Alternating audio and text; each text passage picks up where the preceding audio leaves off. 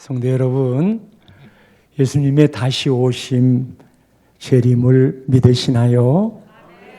마라나다 주 예수여 어서 오시옵소서. 그렇게 진실로 고백하고 싶으신지요? 인류의 마지막을 종말이라고 표현하고 그 일은 예수님의 재림으로 마감됩니다. 사실 이날은 종말이라 끝나거나 심판이 있을 것으로 알지만 실상은 예수 믿는 우리들에게는 구원의 완성을 이루는 날이기도 하지요. 그래서 재림을 노래할 때는 180장도 그렇지만 하나님의 나팔 소리 천지진동할 때에 예수 영광 중에 구름 타시고 전사들을 세계 만국 모든 곳에 보내어 구원받은 성도들을 모으리.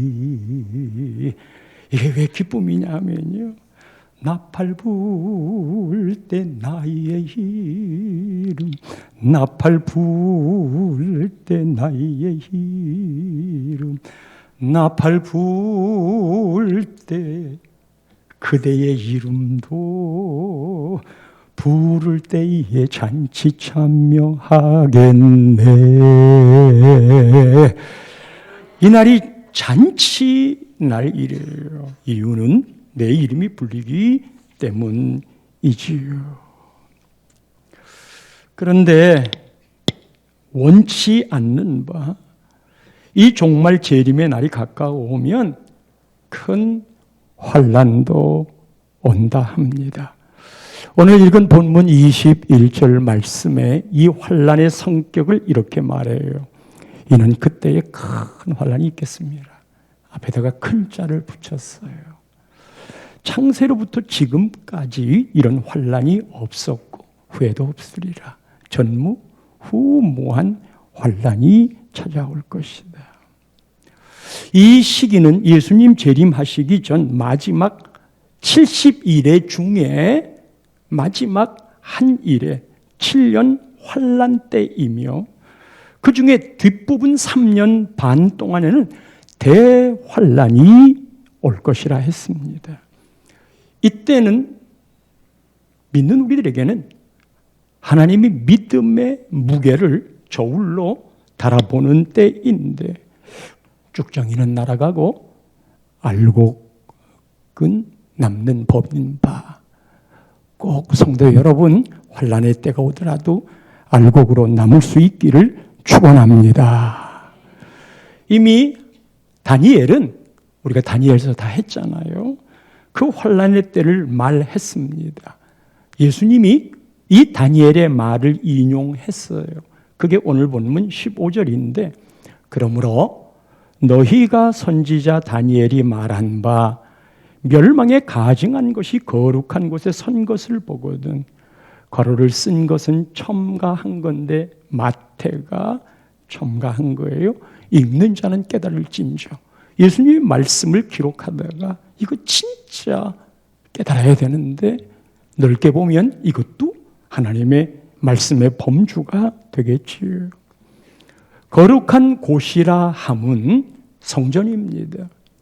멸망에 가증한 것이라 함은 하나님 자리에 우상이 들어서고 그리고 부정한 음식으로 제사를 드리는 하나님에 대한 경외심이 사라지는 것, 하나님을 망령되이 일컫는 것, 하나님을 함부로 대하는 것.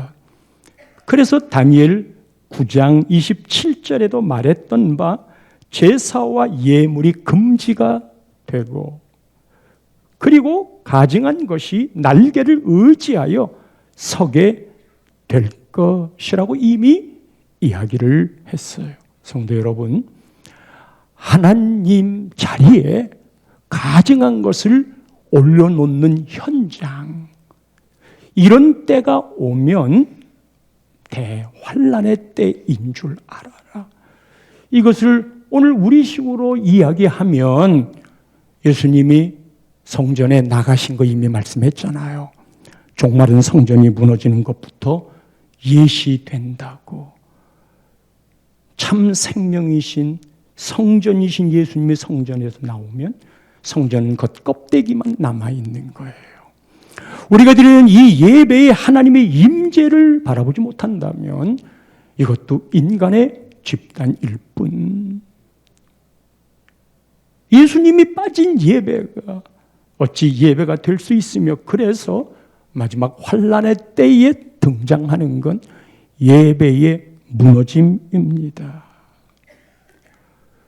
이 성전에 돌 하나도 돌 위에 남지 않을 것이라 말했고, AD 70년에 실제로 로마의 장군 티투스, 나중에 그는 황제가 됩니다만 그대로 예수님 말씀대로 다 이루어졌잖아요.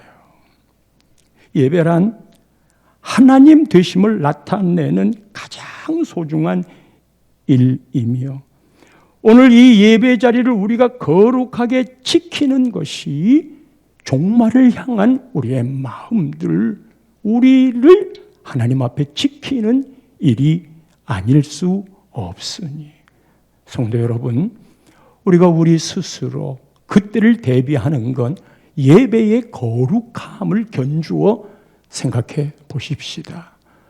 내가 어떤 마음으로 예배의 변천이 흘러가고 있는지, 오 하나님, 한국교회가 예배를 어떻게 대하고 있는지, 우리 나눔의 교회가 어떻게 예배에 동참하고 있는지, 그때는 큰 환난의 때의 징조인 바.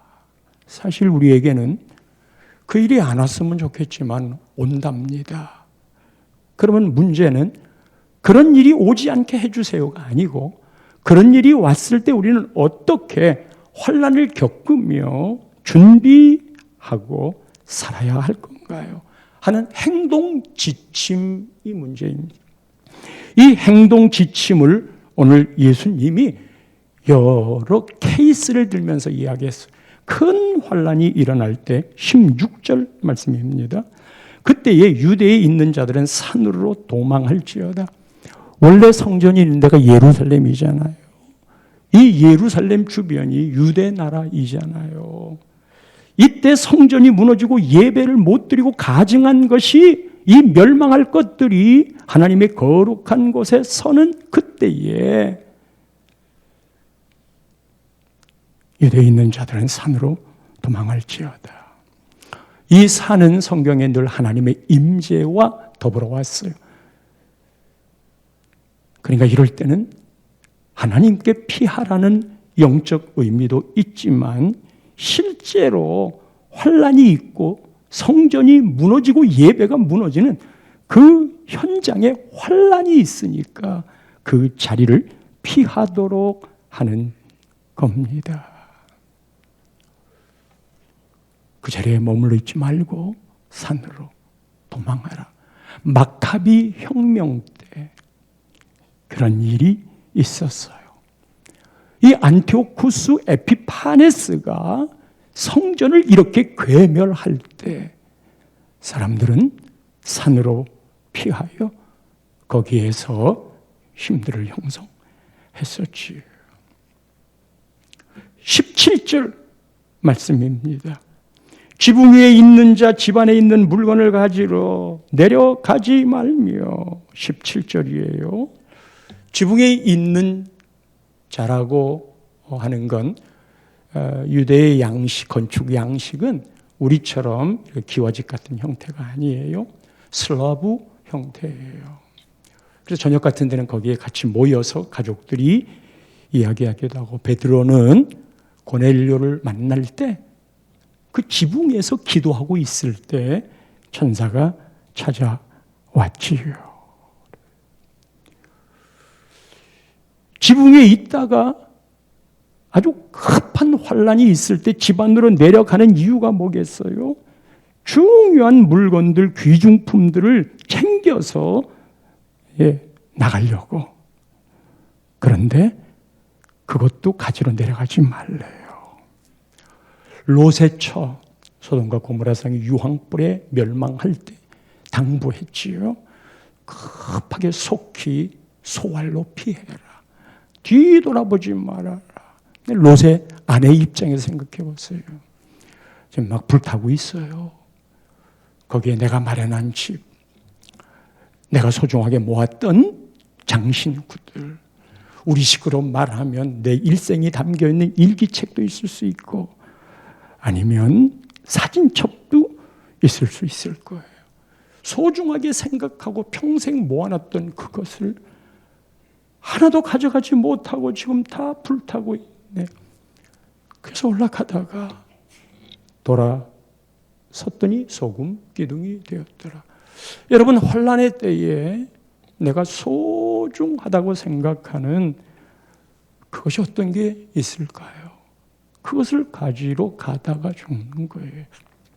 홍수가 났을 때도 그랬고 물에 빠졌을 때도 가지고 있던 진보다리를 버려야 헤쳐나올 수가 있는 거거든요. 아무리 아깝다 해도 우리의 인생길에 집 안에 있는 물건들 때문에 구원을 놓쳐요. 생명을 놓쳐요. 그때는 가장 중요한 가치관이 생명을 살리는 거예요. 우리식으로 표현하면 구원을 얻는 거예요.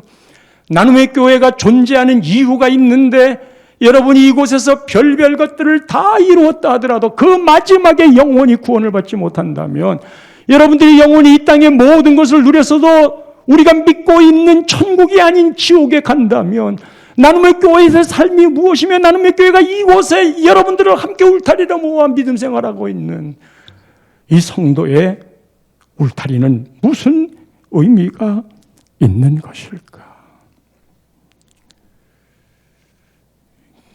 귀중품을 가지러 갈 때가 아니에요. 생명을 구해야 할 때예요.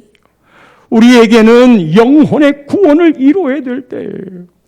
18절 말씀도 이어집니다. 밭에 있는 자는 겉옷을 가지러 뒤로 돌이키지 말지어다.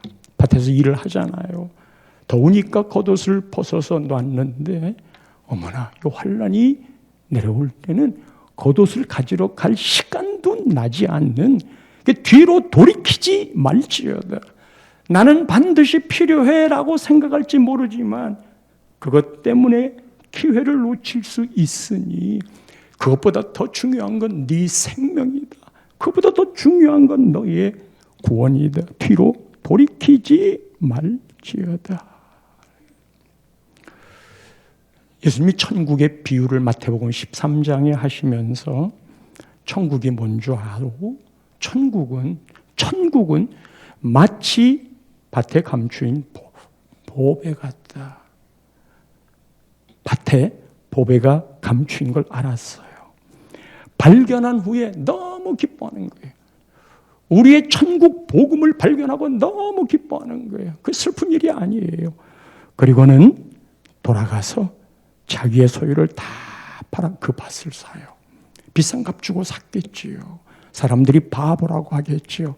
그러나 그곳에 보물이 있는 걸 알아. 우리는 하늘의 보물이 뭔지를 알아. 오늘같이 좋은 날, 그래도 피곤한 삶에 뭔 예배를 드리러 가냐. 그것도 빈손으로 안 간다며.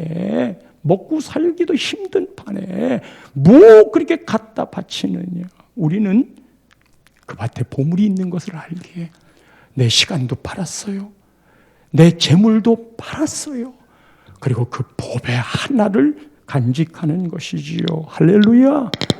좋은 진주를 구하는 장사, 이 매니아들이 하고 있는 거 보면 정말 자기가 좋아하는 거 모든 것 다 팔아서 그것을 간직하는데 극히 값진 진주 하나를 발견합니다. 그리고는 가가지고 자기의 소유를 다 팔아 그 진주 하나를 사는 거예요.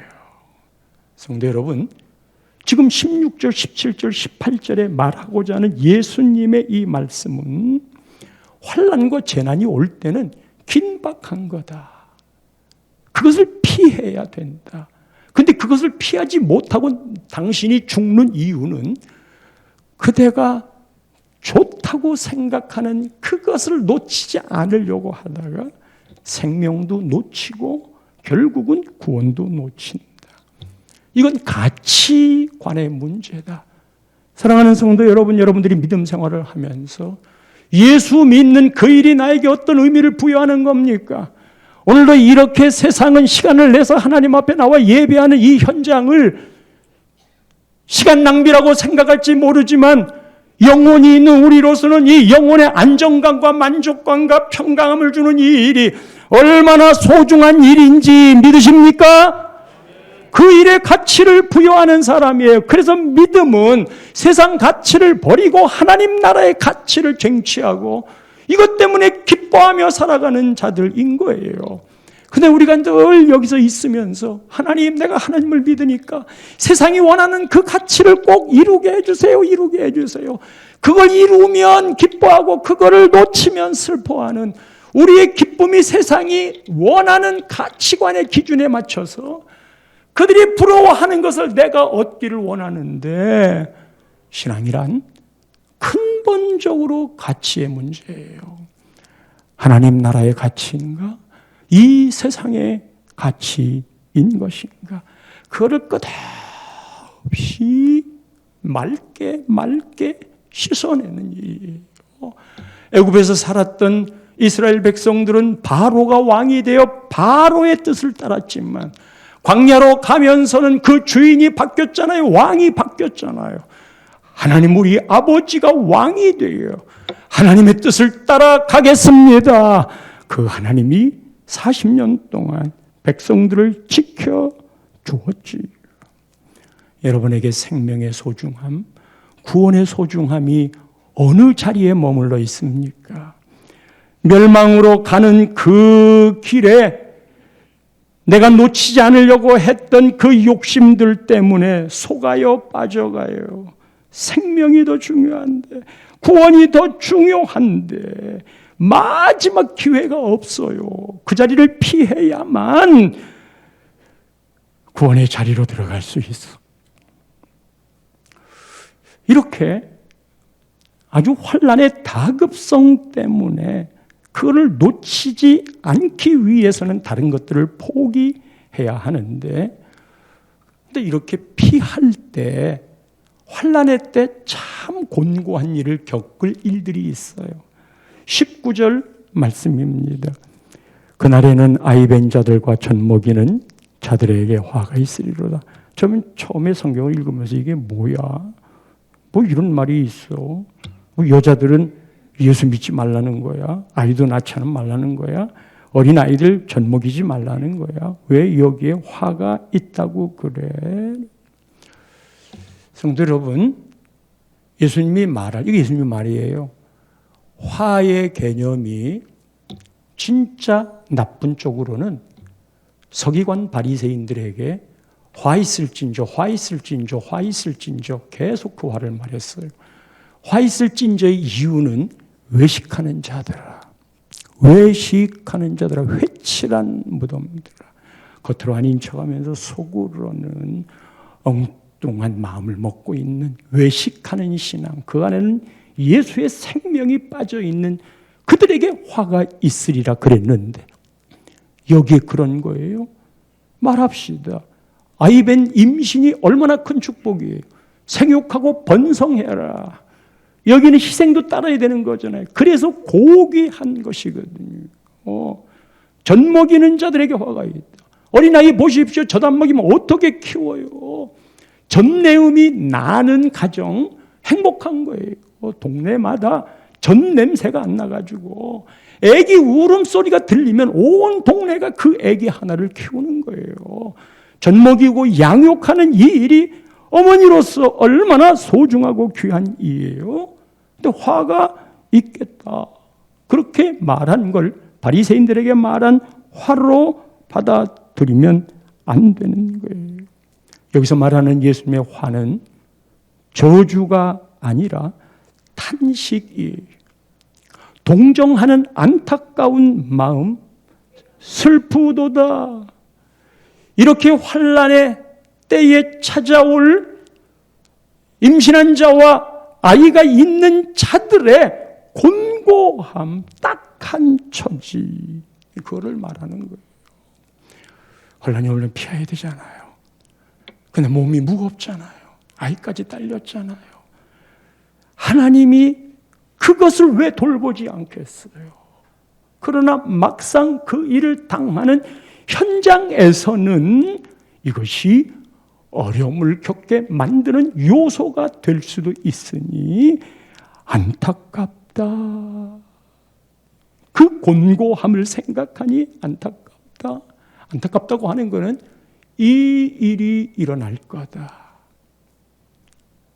그러나 하나님이 이 일을 다 보고 계신다. 이 10절 말씀에는 또 여전히 이런 일들을 만났을 때에 너희가 도망하는 일이 겨울에나 안식일이 되지 않도록 기도하라. 예수님이 볼 때 안타까운 심령인 거예요. 겨울에 피난하기가 쉽지 않잖아요. 왜 또 안식일일까? 이스라엘 백성들은 안식일을 철저히 지켰잖아요. 특별히 이 안식일을 지킬 때 일하면 안 됐어요. 일하는 것에 기준을 잡아놨는데 전기불 끄는 것도 일이 됐어요. 뭐 자동으로 타이밍을 이제 맞추는 시대가 됐지만, 그리고 엘리베이터 탈 때 버튼을 누르면 안 돼요. 그래서 우리가 성지순례 갔을 때 그때 호텔에서 엘리베이터가 2개가 있는데 한쪽 평상시에는 2쪽 다 쓸 수 있는데 안식일이 되면, 안식일이 토요일이잖아요.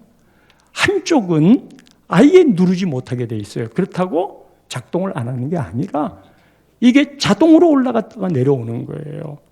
버튼을 누르면 안 돼요. 층수를 누르면 안 돼요. 이쪽은 외국인들이 타고 이쪽은 유대 사람들이 타는데 그냥 로비에 서 있으면 엘리베이터가 내려와서 문이 열려요. 그럼 타는 거예요. 몇 층을 누르면 안 돼요. 가면서 층층이 자동으로 열리는 거예요.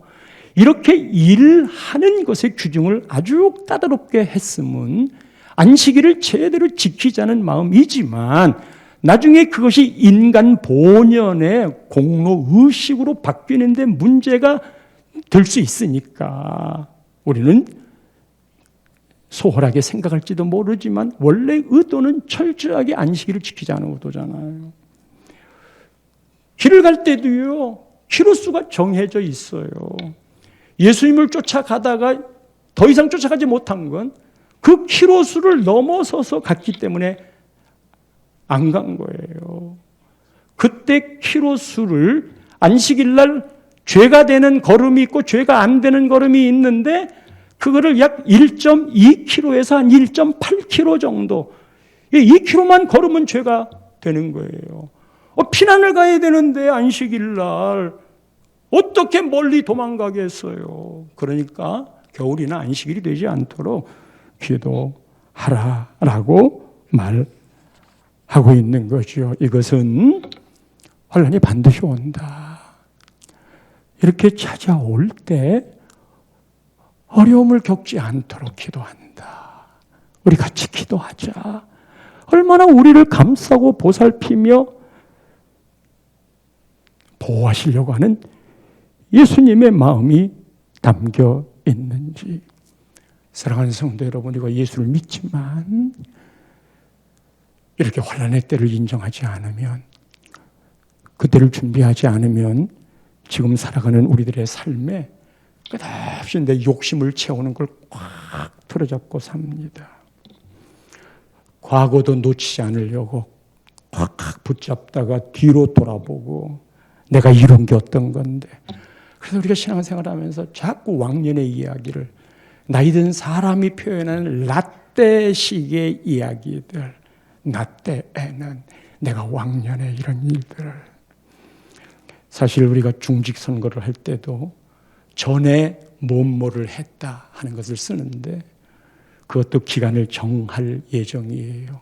전에 아무리 하늘의 별을 땄어도 최근에 주님 앞에 섬기는 봉사가 없는데 그게 오늘을 보장해 주는 거냐 이 말이지요. 오늘 일하는 날에 당신이 무엇으로 하나님을 섬기고 있습니까? 어떤 이들은 재물에 꽉 붙잡혀가지고 주일날 예배할 수 없어요. 그날 매매가 많이 되거든요. 못 놓쳐요. 어떤 이는 이 과거와 연결이 돼서 기득권이에요. 기득권, 우리에게 기득권이 있어요. 예수님이 바리새인들에게 얘기했던 가장 큰 화가 바로 이 부분이었거든요. 우리는 주님 앞에 성령의 인도를 받아 날마다 새로워져야 되고, 예수님이 섬김을 받으러 온 게 아니라 섬기러 왔다고 하는 이것이 날마다 내 안에서 성탄절로 메리 크리스마스가 안 되면, 우리는 내가 살아왔던 내 삶의 자리에서 그 위치가 곧 내가 되고, 내가 된 그 위치가 내가 곧 하나님이 되는 거예요. 아니라고 그러지만 하나님이 그 마음 참 싫어하세요. 선한 양심이 아니라고 그래.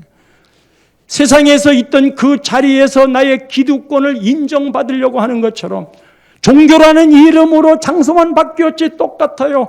그런데 내가 하나님의 은혜를 알고 하나님의 사랑을 알면 그렇게 말할 수 있는 건덕제기가 아무것도 없는 거예요.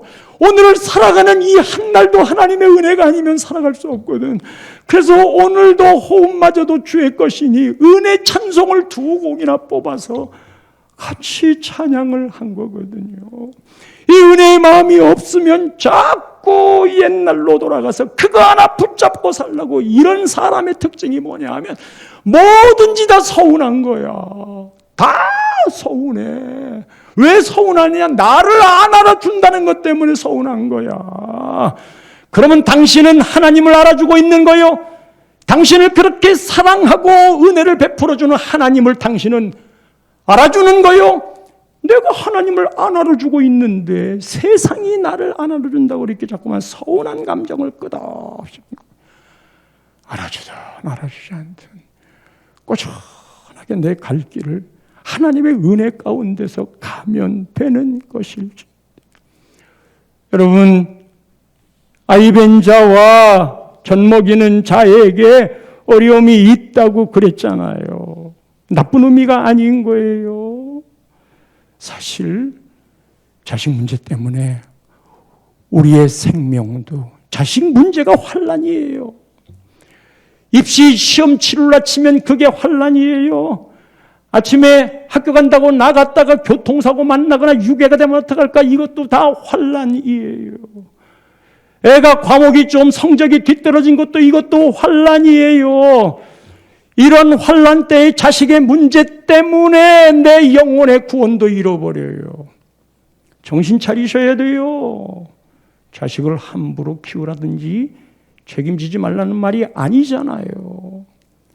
우리의 방향과 목표가 있어요. 무엇보다도 내 자식이 부모의 신앙을 따라서 우리 부모가 그렇게 신앙생활했던 것처럼 나도 그런 신앙을 해야지. 맨 우리 부모가 나에게 말하는 것 보면 공부, 세상의 가치관 잘 되는 거, 취업하는 거, 좋은 학교 가는 거, 다른 애들을 이기는 거, 맨날 이런 것들만 그거를 해오면 해 기뻐하고 그거 못하면 화를 내는 내 엄마 아빠의 삶의 가치가 무엇인지, 그 말 속에 예수 이야기도, 교회 사랑하는 이야기도, 목사님, 전사님, 장로님 이야기도 나오지 아니하고 애들 앞에서 맨 교회 불평, 영적 지도자에 대한 불평을 한다면 그 아이의 영혼이 어떻게 되겠어요? 그건 교회를 떠나야지 차라리. 그래서 만족해 주는 데서 가야지.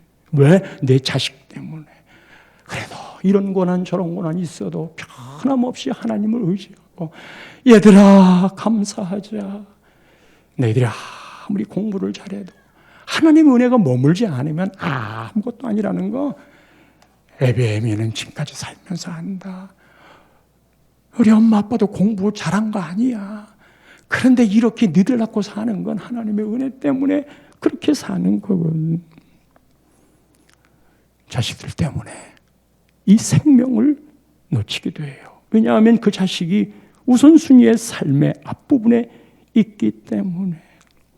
경제적으로 어려운 일들을 만나게 되면 언제든지 하나님 앞에 드리는 예배도 뒷전으로 물러갈 수 있어요.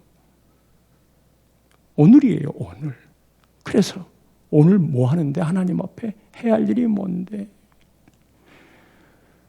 하나님, 요번 일만 되면 필요할 때가 있어요. 그러나 정말 바쁘고 중요하고 긴급한 때 하나님께 드리지 못하는 사람은 그런 여건이 사라져도 드리지 못해요. 왜? 우선순위의 문제이기 때문에. 성전 건축할 때 재미있는 일은요, 여러 사람이 계약을 했어요. 이번 일이 잘 되면 어떻게 하겠다고. 근데요, 하나도 된 사람이 없어요. 이번 일이 잘 되면 어떻게 하겠다고. 내가 좀 여유가 좋아지면 11조 하겠다고. 하나님 그거 원하지 않아요. 오늘 그대가 단돈 100원을 11조 하더라도, 정말 어려워도 그 중에 하나님 것을 구별하는 11조를 하면 나중에 이게 1억을 벌 때 1,000만 원 11조를 해야 되는데 100원 아까운 사람이 어떻게 1,000만 원을 하겠어요? 하나님의 축복을 받을 수가 없어요. 그래서 오늘이라는 날에 내가 할 수 있는 것을 해야 되는데, 전염병 등장한 지금 같은 시기, 이 전염병에 신경 쓰다가 이게 집으로 물건을 가지러 내려가는 거예요. 겉옷을 챙기는 그런 일을 하다가 맨 전염병, 이 전염병 피해 다니다가 코로나 피해 다니다가 하나님을 놓쳐버렸어요. 예전에 코로나 시작됐을 때, 코로나가 언제 끝날지 모르지만 우리 예배의 회복을 기대하는데 아마 회복이 돼도 100여 명가량은 뒷걸음질 쳐 있을 거라고 수치가 말해주고 있어요. 그걸 어떻게든지 폭을 줄이려고 하고 있는 거거든요. 지금 이것 때문에 못 오시는 분들 이미 3년 가까이 돼가니까 틀이 잡혀갔어요. 그리고 언제나 하는 말은 온라인으로는 예배 드리는 건 예배가 아닙니까? 라고 말할 수 있어요. 그러나 농도가 다르다는 걸 분명히 이야기해요. 그 농도가 안 될 때는 영상도 괜찮아요. 필요해요. 병원에 있는데 영상이 있으면 얼마나 좋아요. 멀리 출장 가는데 또 얼마나 좋아요. 그런 데를 제외하고는 은혜라고 그러는 것이 쉽게 찾아오는 게 아니에요. 항상 그렇거든. 환난의 때에 여러분이 나와서 예배를 드리겠어요? 그때는 신앙의 배교가 일어납니다. 다 하나님이 아셔요. 그래서 이 전염병 때문에 생명을, 구원을 놓치고 살아가는 거예요. 자, 성도 여러분, 여기까지 말하면 여러분들의 표정이 심각해졌어요. 우선 내가 그럴 때 믿음을 지킬 수 있을까? 그런 때가 온다고 하는데 하나님, 내가 믿음을 잘 지켜야 되는데요. 이런 다짐까지를 포함해서 여러분의 마음에 긴장감이 확 돌아요. 근데 우리를 볼 때는 당연한 긴장감이 도는데 이 긴장감을 풀 수 있는 일이 뭔 줄 아세요? 다시 말하면 이런 환난이 닥쳐올 때 우리가 이겨낼 수 있는 힘이 무엇인 줄 알아요? 이런 환난이 왔을 때 우리는 염려하지 않을 수 있다고 하는 내 속사람 저 깊은 곳에서 우러나오는 그런 확신이 뭐인 줄 아셔요? 하나님이 22절에 이렇게 이야기를 합니다. 22절 말씀, 그날들을 감하지 아니하면 모든 육체가 구원을 얻지 못할 것이나 그러나 택하신 자들을 위하여 우리지요 그 날들을 감하시리라. 이때 감한다는 말은 빼준다는 말이잖아요. 하나님이 빼주신대요. 감한다는 말은 잘라낸다는 말이거든요. 이 환난에서 잘라낸다는 말이에요.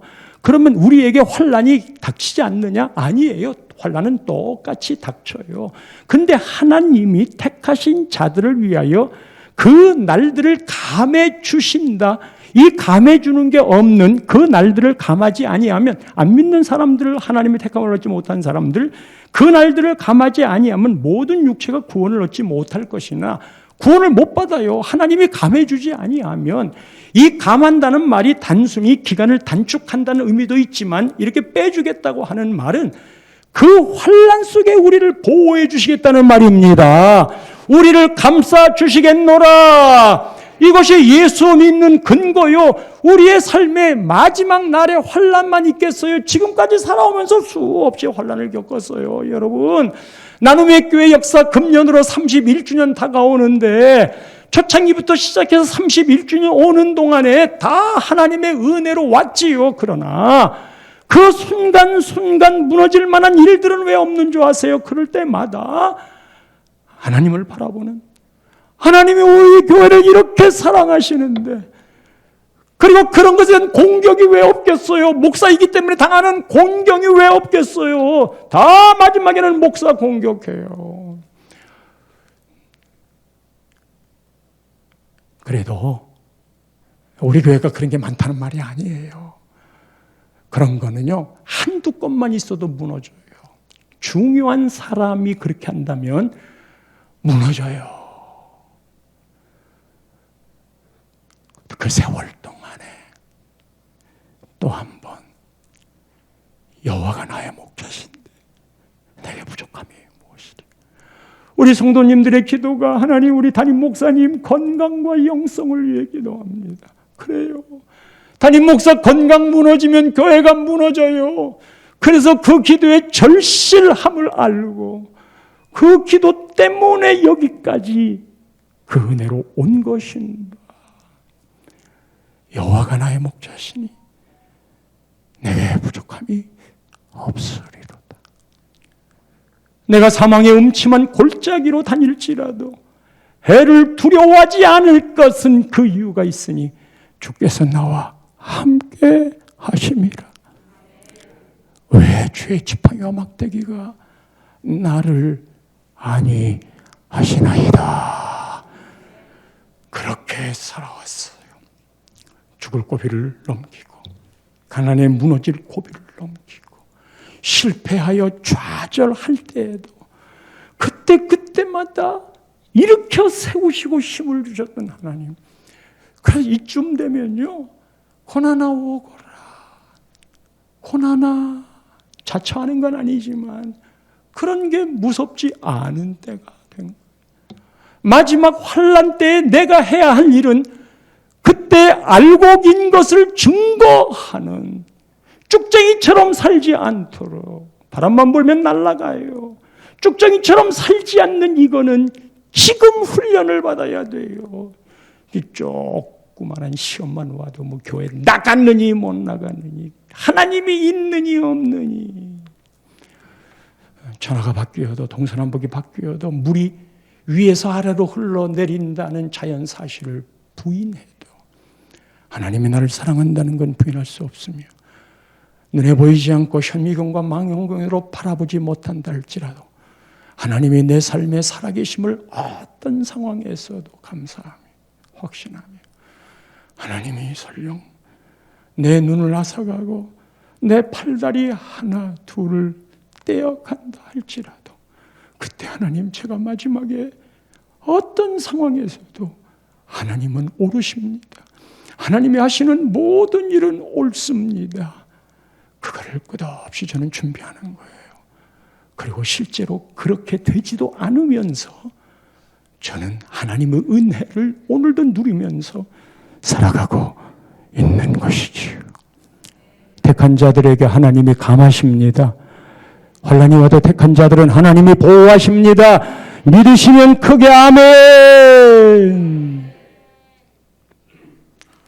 이제 마지막으로 이런 환난의 때가 일어나면 가장 강하게 드러나는 영적 현상이 있습니다. 영적 현상이 있어요. 이 영적 현상이 23절과 26절 두 곳의 말씀을 보겠습니다. 그때 즉 환난의 때에 사람이 너희에게 말하되 보라, 보래요. 보라, 보라. 그리스도가 여기 있다 혹은 저기 있다 해도 믿지 말라. 보라고 할 때 보지 말고 여기 있다 저기 있다 해도 믿지 말아라. 26절입니다. 여기도 보라라는 말을 2번이나 해요. 사람들이 너에게 말한다. 보라! 확신 있는 그들의 말이에요. 이단은 우리보다도 자기들이 믿고 있는 걸 더 확신해요. 보라! 그래요. 아니, 제가 나눔의 교회 목사잖아요. 그런데 막 저한테 그냥 계속 편지를 보내가지고, 뭐 자기가 뭐 나눔의 교회 다녔던 성도인데, 예, 자기가 뭐 신천지를 알고, 광 목사님이 하는 그 설교는 설교도 아니며, 그리고 유치원 수준이고, 어떤 사람은 초등학교 수준이고, 자기들이 지금 배우는 건 뭐 대학원 실력이라고 했으면서, 주소까지 써놨어요. 남산타운 아파트 몇 동 몇 호래요. 확인을 해봤거든요. 없어요. 주소까지도 거짓말로 써가지고. 그래서 이게 망할 자들이에요. 전부 다 그냥 선동하고 그냥 눈으로 속이고 거짓말 해가지고 하는, 그게 종교가 지켜갈 힘이냔 말이에요. 하나님이 제일 싫어하는 게 그런 속이는 거짓말인데, 그러면서 구원이 그쪽에 있다고. 아이, 또 그냥 카톡으로 문자가 왔어요. 보라! 그 말이잖아요. 이번에 10만 명이 신천지에서 모여가지고 뭘 한다고. 카톡을 보낸 사람은 누가 보낸지 알잖아요. 제가 나눔의 교회나 나를 무시하는 거냐고. 신천지에서 이렇게 10만 명 모여서 잘하는 거를 나한테 보내서 뭘 하자는 거냐? 보내지 말라고 그랬어요. 교회를 무시하는 거냐, 나눔의 교회를? 그리고 그 교회 담임 목사를 무시하는 거냐? 다시는 이런 거 보내지 말라고. 보라! 그리스도가 광야에 있다. 나가지 마! 보라! 골방에 있다. 믿지 마! 그런데 30년을 목회했잖아요. 그 말을 안 믿고 3일 만나가지고 달콤한 말로 속이는, 얼마나 정성을 들이는지 몰라요. 물건도 팔아주고. 근데 딱 3일 만나고는 30년 만나서 신앙생활한 거를 싹 버리는 거예요. 그리고 진리를 발견했다고 그러지. 이게 마지막 때의 현상이요, 징조인 거예요. 나가지 말라고 그랬어요. 나가지 마. 다른 곳에서 기가 막힌 성경 공부 있다고 나가지 마세요. 그런 공부가 없는 거 아니에요. 필요해요. 그러나 반드시 검증받고 가세요. 그리고 그곳에서 은혜 받은 건 교회 와서 풀어야 돼요. 교회 와서 풀지 않으면 자기만 의인데, 그리고 신천지를 발견한 것처럼 그냥 맨 그쪽의 이야기만 해. 그 우리 교회는 아닌 거예요. 가서 배우세요, 열심히. 그러나 반드시 배우는 건 교회를 위해 쓰셔야 돼요. 반드시 섬겨야 돼요. 그러지 않으면 머리만 커서 마귀한테 속게 되는 거예요. 저는 그런 건 막지 않습니다. 그러나 그게 반드시 교회로 돌아와서 섬김으로 쓰임 받아야 돼요. 예, 아멘 한 사람만 했는데, 그러시면 아멘. 예, 여기 목적이 있어요. 그게 24절 말씀이에요. 이 친구들이 왜 이러는 줄 아세요? 24절. 거짓 그리스도들과 거짓 선지자들이 일어나. 교회는 잠자고 있는데 얘네들은 일어나. 교회는 입술을 막고 있는데 지금 신천지가 다시 얼마나 열심히 활동하는 줄 아세요? 매스컴들을 장악해요. SNS를 장악해서 지금 교단적으로 대응을 하고 있는 거예요. SNS에 이상한 것 현혹되지 마세요. 다시 말합니다. 이상한 것 현혹되지 마세요. SNS로 신앙의 이야기, 하나님 이야기 걸고서 해먹는 이런 그리스도인 거짓 선지자들이 일어나 우리는 잠들고 있는데 내 몸보신 아니라고 전염병 때문에 다 몸추스리고 일어나려고 그러면 왜 전염병이 있는데 자꾸만 하려고 하느냐 이런 말들이나 했었고 그런 목적이 할 수만 있으면 택하신 자들을 미혹하려고 목적이 택하신 자들이에요. 목적이 교회 다니는 자리예요. 목적이 하나님을 아는 자들이에요. 예수 믿는 자들이에요. 할 수만 있다면 안 되면 말고 할 수만 있다면 최선을 다해서 택한 자들을 미혹하려고 하는데 그 방법과 도구가 뭐냐? 표적과 기사예요. 표적과 기사를 보여주어요. 우리가 10만 명 모여서 이렇게 훈련받는다. 지독하게 훈련받아요. 우리가 지금 피택교육 받는 거 그건 게임도 안 돼요. 얼마나 철저하게 헌신하는데 여러분 그 헌신의 첫 번째가 뭔지 아세요? 물질을 드리는 것부터 헌신을 하게 해요. 마음이 있는 것에 물질이 있다. 근데 우리는 물질이 주인이 되기 때문에 헌금 좀 하라고 하거나 11조를 하라고 그러면 왜 교회에서 돈 얘기하냐고. 언제 돈 얘기했어요? 헌금 얘기했지. 그런 얄팍한 말들에 넘어가지 마세요. 큰 표적과 기사가 사탄도 합니다. 무당도 합니다. 애굽의 마술사들도 그 일을 몇 가지는 했습니다. 문제는요, 교회 안에도 성령의 은사가 표적과 기사로 나타날 수 있는데 아프면 기도해서 낫게 할 수 있어요. 여러분의 기도의 응답들이 기적 같은 거예요. 그래서 우리는 기적이 상식이 되는 시대에 믿음을 하고 있는 건데 그런 게 좀이라도 나타나면 신사도 같은 말을 붙여가지고 얼씬도 못하게 그래서 우리의 영성들이 팍팍 죽어가는 거예요. 동시에 이런 것들을 분별할 수 있는 마음을 가져서 표적과 기사만을 추구하면 안 돼요. 우리는 오직 따라가야 될 게 하나님의 말씀입니다. 표적과 기사로 우리의 마음을 훑혀요.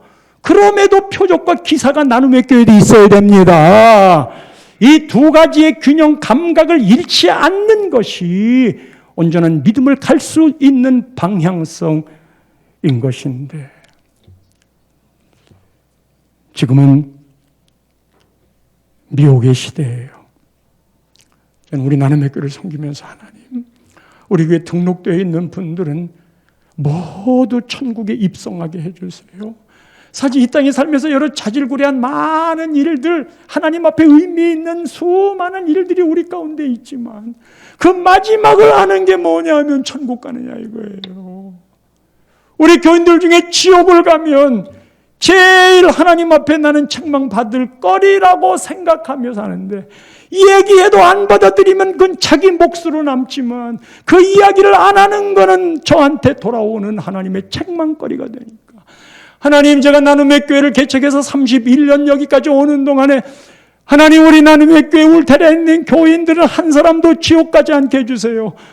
그것이 마지막 목회의 방향의 최종적인 거예요. 어떤 이는 이야기하겠지요.